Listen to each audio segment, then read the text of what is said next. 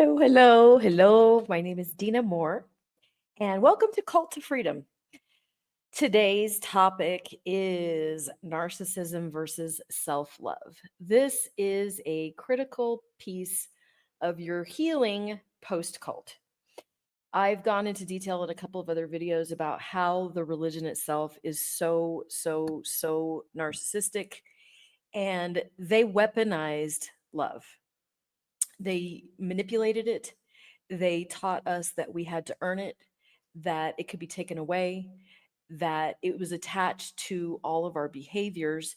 And what that means in its core is that they taught us that we don't deserve love, that we have to earn it. And then they taught us that we could lose it too. So, learning how to love yourself is going to be crucial in your recovery. But one of the first arguments or one of the first blocks that we have to learning self love is being afraid that self love actually means that we're a narcissist, that self love is selfish. So, in this video, I am going to be explaining exactly what the difference is between healthy self love and the version of what we thought was self love that was actually narcissism. So, to get started, there is a very different fundamental orientation in the foundation between narcissism and healthy self love.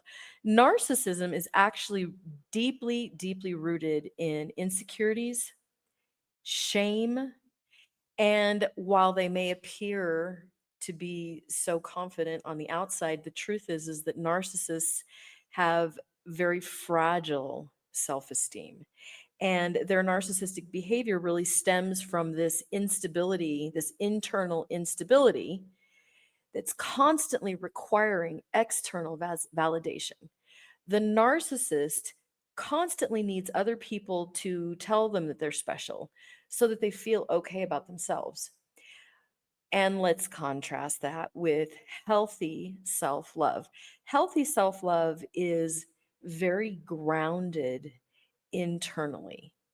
It comes from a very stable, accepting relationship with yourself that does not depend on external circumstances or other people's opinions.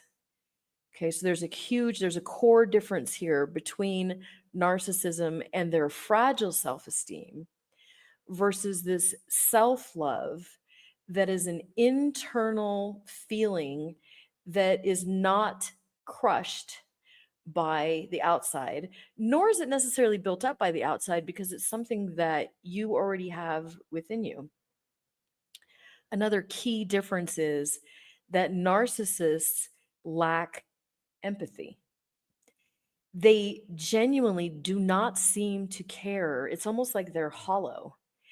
Caring about other people's experiences or how other people feel is nearly impossible for a narcissist because they're so focused on managing their own very fragile self-esteem versus when you have a true core self-love that's healthy, you're secure in yourself, and that actually gives you the emotional space to genuinely care about other people without feeling threatened by their successes or their needs or anything like that.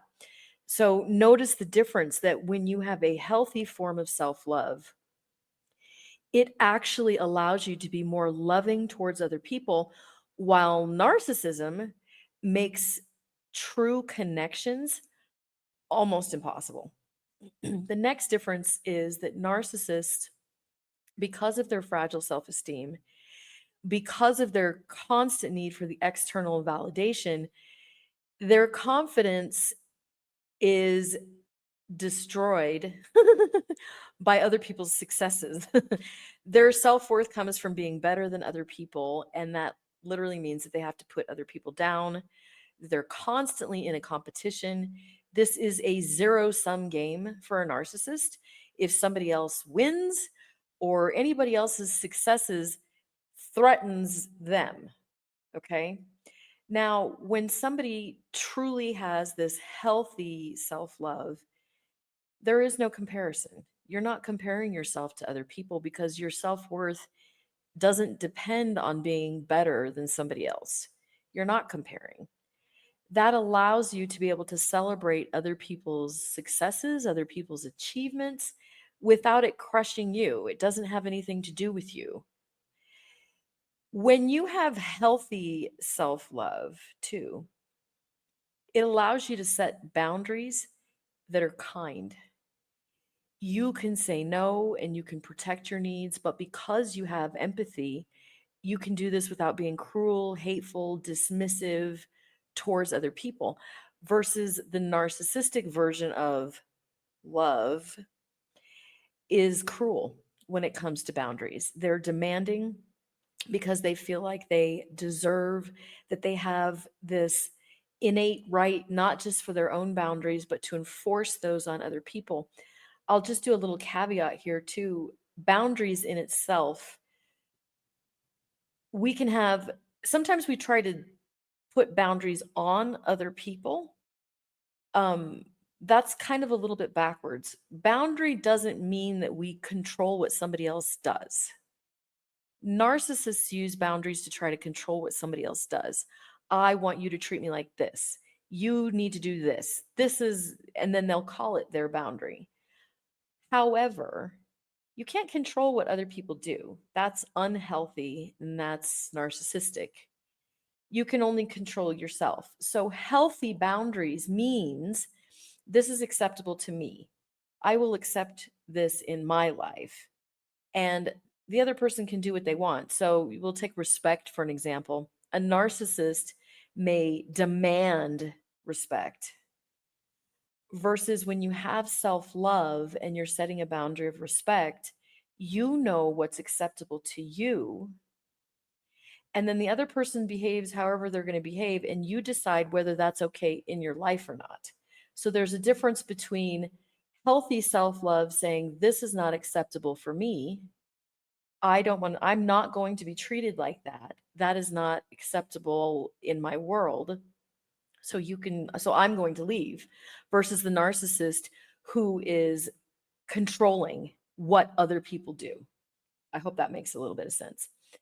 Another difference too is that when you have a true self-love, it's easier to be growth oriented because you can receive feedback and you can work on yourself because your core sense of worth isn't threatened by lack of knowledge or acknowledging that there's areas that you need to improve in versus the narcissist is so fragile. Like I said, their confidence is much more of a facade. Their self-love is a facade, and it actually inhibits their growth. Because if you were to point out to a narcissist, you could improve in this, or hey, look at this book. There's some interesting information in that.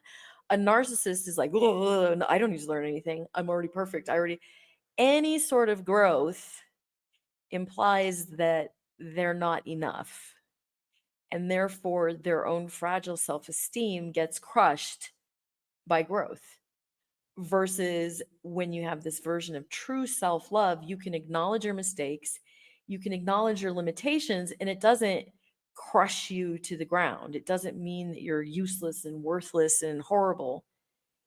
So if you're doing that to yourself, that is brainwashing from narcissism.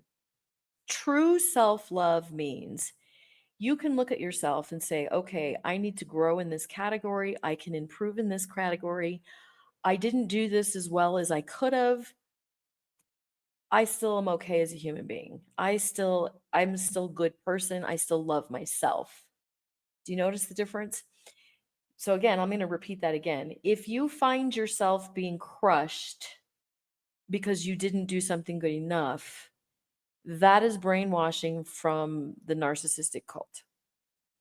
You are enough. No one is perfect. We are all works in progress. We are all growing. We are all developing. That is healthy and that is okay. All right. So I hope this will kind of help you understand the difference between developing healthy self love and it is not selfish. In fact, it is quite the opposite of selfish. Having a healthy self esteem and a healthy self love yourself actually allows you to be a better human being. It improves your relationships with other people versus the narcissistic version. And if you notice any of those verbiages going on in your head, then you're going to want to kick those out, because it doesn't mean that you're a narcissist. It means that they trained you how to think like them. That's it. Okay. So I'm going to do my little, please like and subscribe. Please share this channel with other groups. Don't miss out. Subscribe now.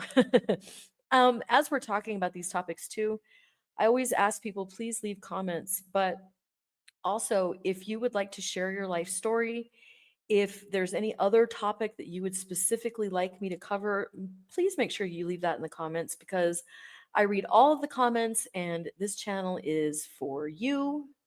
So let me know what you need. And also in the comments, I'm going to pin the video that I already made about developing self love, because I go deeper into how you can do that in that video. Okay. Mwah.